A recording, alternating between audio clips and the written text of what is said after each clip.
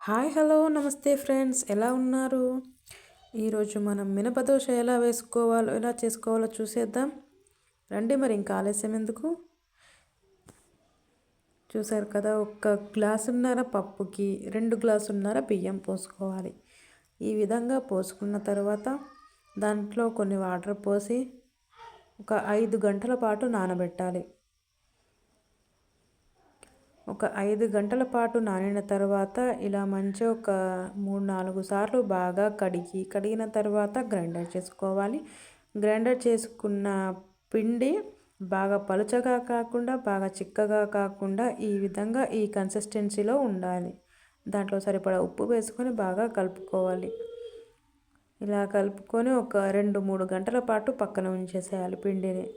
ఒక 2-3 గంటల తర్వాత దోశ వేసుకుంటే ఎంతో టేస్టీ అయిన హోటల్ స్టైల్లో లాగా మినప దోశ రెడీ. మళ్ళీ ఈ పొట్టు ఉన్న పప్పు చాలా మంచిదండి, బలం కూడా.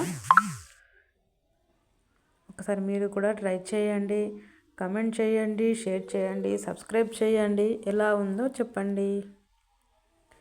దీనికి పల్లి చట్నీ కాంబినేషన్ చాలా బాగుంటుందండి. పల్లి చట్నీ కానీ కొబ్బరి చట్నీ కానీ చాలా బాగుంటుంది టేస్ట్.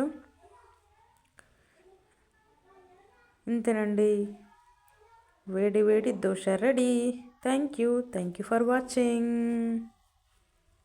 Please subscribe.